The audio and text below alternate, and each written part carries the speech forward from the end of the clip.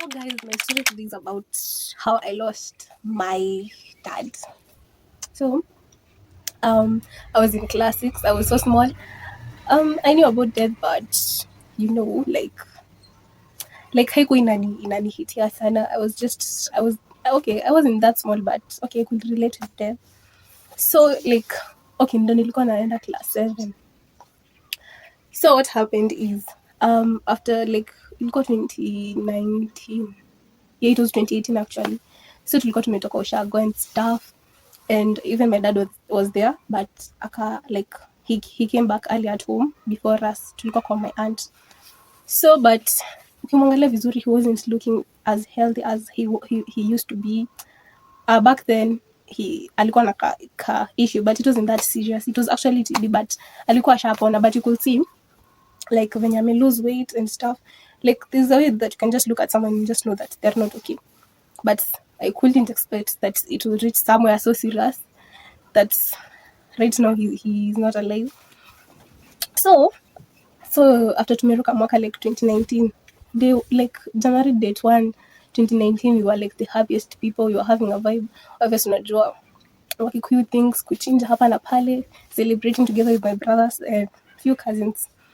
Yeah. So yeah.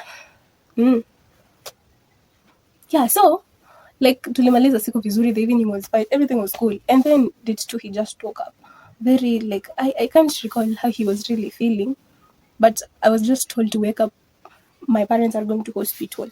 So I was yeah, wait, what's happening? But unajua obviously mtu akikuwa msiku nakwanga zile za ataende hosi, we see what we can do, obvious unajua mtu atakuja home kama atatreatiwa vizuri, he's going to be taken care of with the doctors.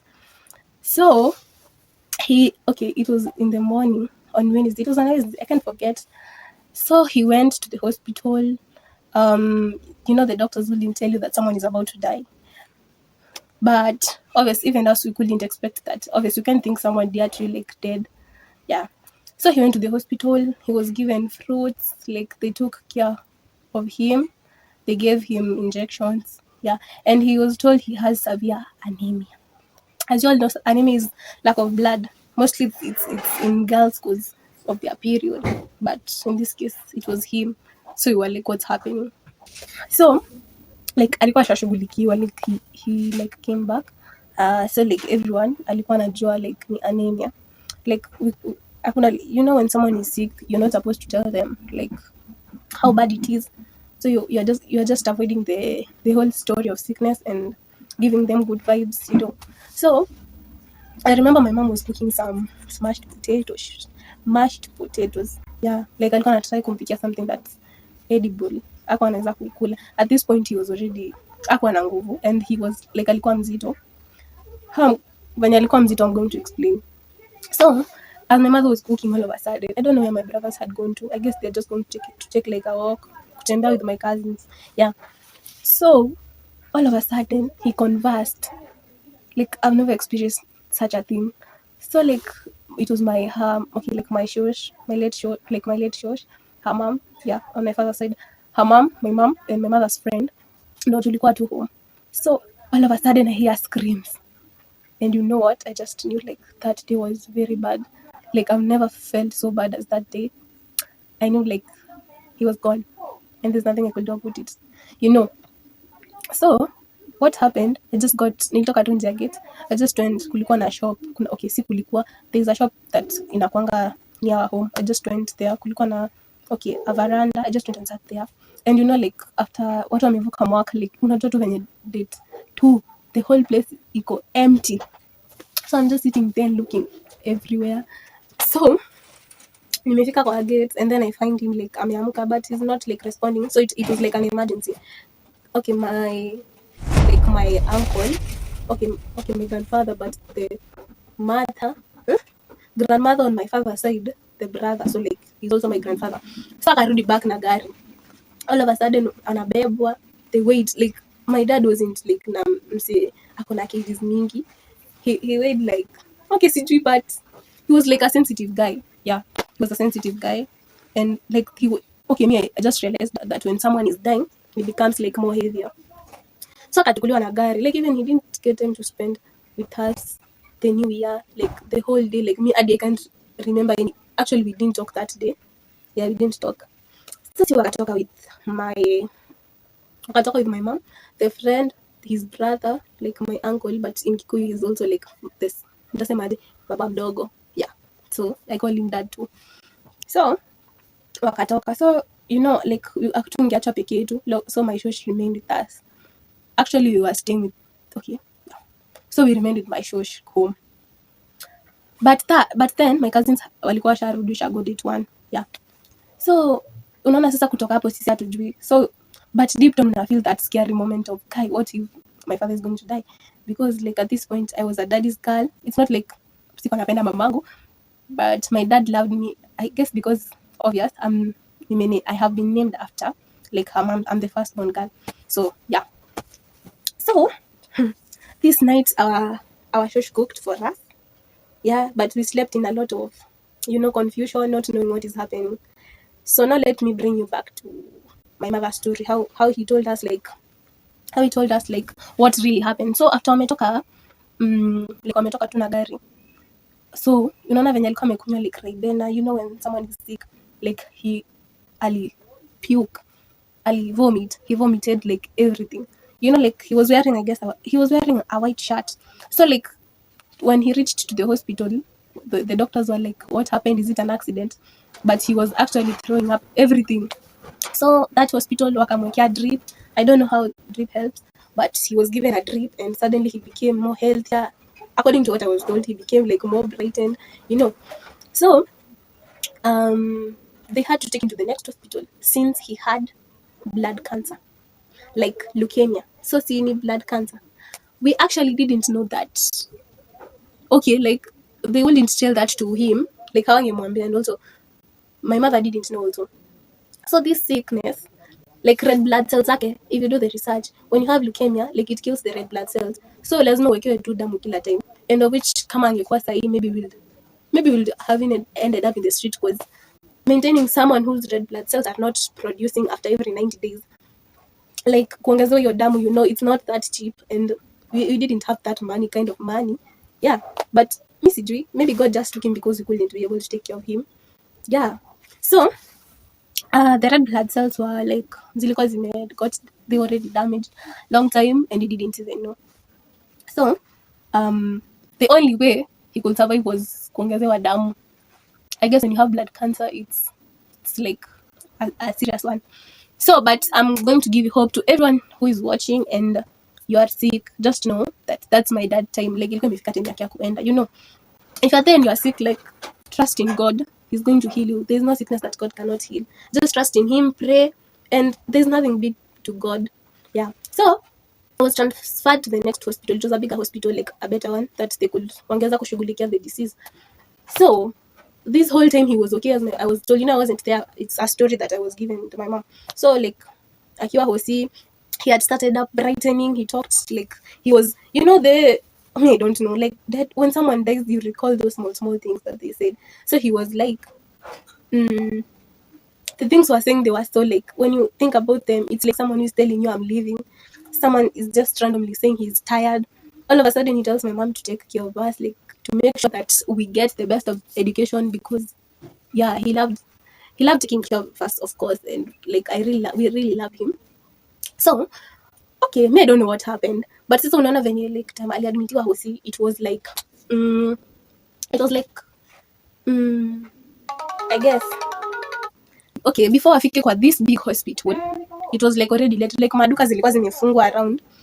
So like unajua mgonjwa anahitaji like sabuni to clean up, how are they called, karai, karai, like tissue, those personal items in the hospital. Yeah, but yeah. So like I don't know if the doctor realized that my dad was dead at this point. It was like 3. And then tell me why everyone mwenye alikuwa hapo alidecide kuenda kutafuta those basic things that he needed. It's like just a godly thing. Like I don't know. They didn't think of like someone abaki na yeye hapo. But he was like, ni kama unaona venye mtu amelala, you're just looking at someone sleeping so peacefully. So I took out in a gari and then to the center, waiting for the first shop to be open. It was like 5. So those 2 hours, no one knows what happened. But it's not like they killed him or something, but they left him sleeping, so they didn't know what happened. Maybe he was already gone or something, but yeah.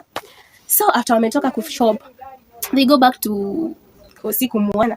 So the doctors are like, apana, you can't go in. They tell my dad's brother to get in without my mom. So my mom is like wondering what happened, but she was like, let me give myself hopes, because these stories of death happen to people like this when they are told don't get in. But she was giving herself like high hopes and telling herself like, you know what, masaa ya kuangalia watu wagonjwa haijafika, you know, you have to follow the rules of the hospital.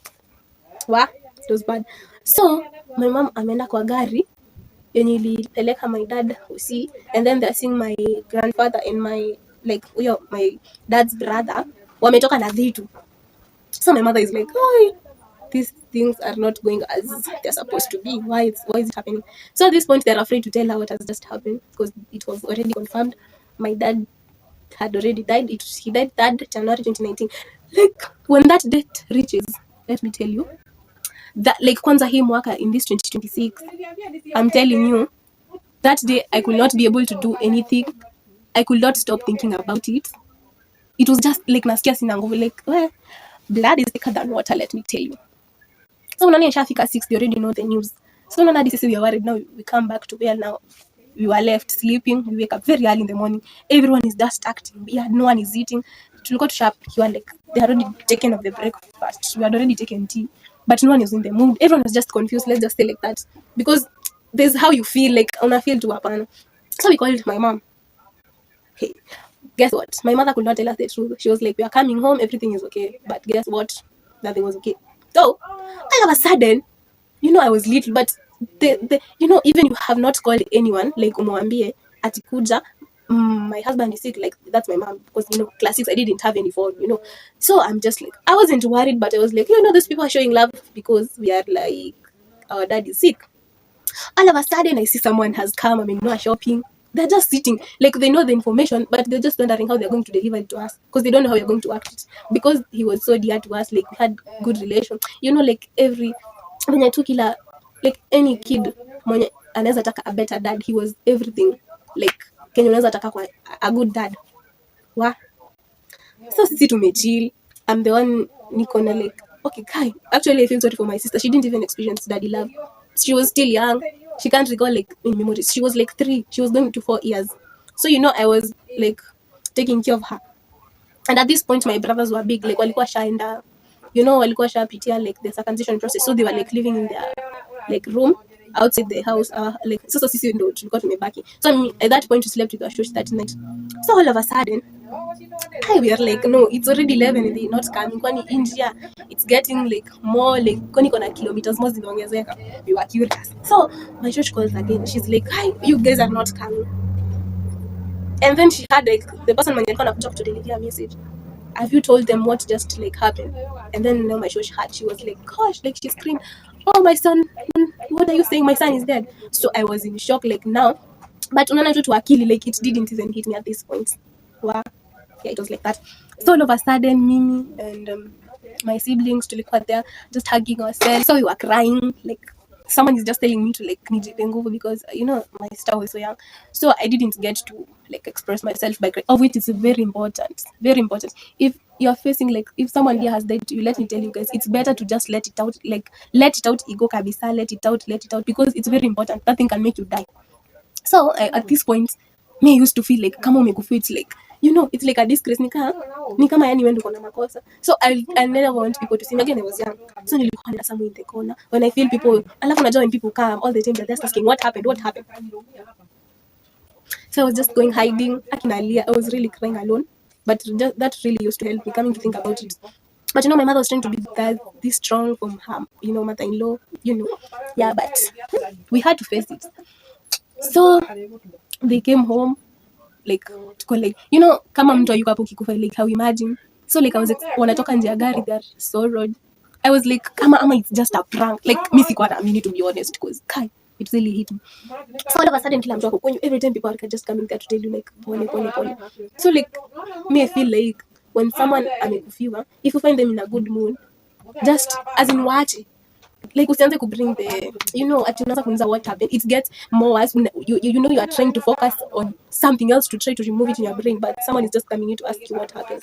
It's not fair. Like there is no ukipata mtu anaongelelea that story, you can listen to it, but if you find them like they're not talking about it kindly, don't make the feelings come. But it's good when you yourself personally feel like you want to cry, let it out. But let me tell you, that is a bad experience. That day nilikuwa naona hadi nyama. I'm feeling disgusted. Nashindwa, why are people eating nyama? Like after the death, why are people going to church? What are they singing about? I was so bitter. Like that had never happened to me. What? But I had to overcome it as time went by. So me, I'm that person. Since I've experienced another death, like 2023, like shosh. Sasa, mama and dad, the one that took care of us, now the time our dad was sick. What? So, where was I? So, me nishalia like that day, and that thing never came back to me. So, I used to like see people crying. Si feel okay too. I'm not feeling anything. Like, so if you ask your mazishi, when you are young, you're not given like permission to give all the tribute. Even and then I'm so introverted such that I couldn't stand in front of people to speak about my dad. And at this point I was so vulnerable. At this point, mazishi imeisha. I don't know, I'm smiling. But you have to overcome. I feel like when you see someone getting buried after you've seen them in the coffin, it's like that thing is so bad. Like una feelingi like this is true. Like unaweza believe, but at this point you have to believe. So tumerudi home, the family meeting and stuff, and everything feels to you okay. Like you see a lot of people, you're so comforted. Where in January, everyone has to take their children to school. All my friends are going to school. Like it hasn't now. So it's like so okay. I know you can get you know what I'm saying. So at this point, I took up prepared because it needed to hit just a new year. So at this point, we said tungeenda shule, but we were in private schools. At this point, we had to go to public schools. My brother was going to high school. My other brother was in day school. He had to go to boarding school. He was in form 3. I was in class 6. I had to switch to public school. Like you now see how having a dad was so important.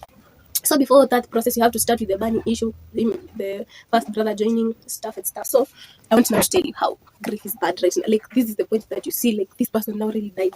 Kila mtu ashaenda kwao. Mko hapo, you're looking at each other, you start crying. I remember even like hatukuwa na energy ya kufanya nini. My mother used to call like her friends to cook for us like almost 2 months. She could go to church the whole service and cry like a baby. She doesn't know what to say. At this point, you just unaenda kuomba, you cry, you just you ask God so many questions, like why will he be so harsh to take someone you love? But at this point, you're still mad. It's like you're mad, like umekasirikia God. You look at God, you're like, me, I'm not praying. What am I praying about? At this point, you're like, you can also take me, like that unakwanga tu someone kichwa ngumu, like head bad. You think of anything, like after you experience someone there till you die, una feeling it up now, like there's no big deal in this earth. Hawezi kuja ati uniambie nimekufanyia nini and I feel it's big deal. I'm going to deal with it as long as I have dealt with it. And now I started seeing like everything is normal. Hata kukufa ni like But let me tell you, how to overcome grief is not easy. It's the worst part. Yani umeingia shule mpya, everyone is acting normal. At this point, not how how children are. Anyway, it's not like I'm blaming anyone. But I'm in a new school. I'm like, at this point when you have friends, they're supposed to know the limit of what they're talking about.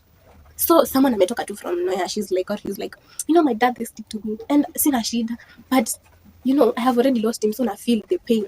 Hata sina issue sitamwambia aje, but I'll have nothing to say about my father. I'll just be like, yeah, he used to do that for me, but I don't want them to feel it's like they've done something wrong, So overcome it is rahisi, but let me tell you how to overcome it. You have to cry. When you feel like you want to cry. When you want to feel like you want to scream. If you need to talk to a person, call them, talk to them. And then like to the friends, like ukijua mtu amefiwa, like be there for them. That's the hardest moment ever. You have to be there for those people. You have to make them feel their need. You have to make them feel like they're not left out. Even it's not like being left out, but you have to fill the gap. Even if you can't feel it, you have to let them know that you have them, you have their back. So yeah, guys, that's how I overcame grief, and at least now it's getting better. Yes, there are those moments that you're going to feel that you are breaking down, but you have to collect yourself. In front of you, there's someone younger looking at you. Huwezi anza kulia randomly. If you have to cry, you can cry alone. Not like si lazima. Like you don't have to cry and hurt someone else. Or like umlete your memory. I can't cry and just let my mother remember she lost her husband. So you have to be strong at some point. You have to know like everyone is going to die, even if it's not that easy, even if it's you how much you love them, life has to continue because that was their time. And even when your time comes, yeah, like God thinks, life thinks. So those are the tips to overcome grief. And when you follow them, it's not like you're following them, but it's just a small story to tell you how you can overcome it. Cry, speak to people, call people. Yeah, and at this point, it's going to be more better than we kukaa hapo kwe like this thing can be depressing because at this point unaweza kuwa huwezi shinda like ukiambia beshte yako ati nasikia vibaya ati nimefiwa. If they have never experienced, they won't understand. So when you feel like letting it out, scream, do like that is going to help you heal more fast. So thank you guys for listening to my story. Support me, subscribe, like, and share the video. Like, show some love. And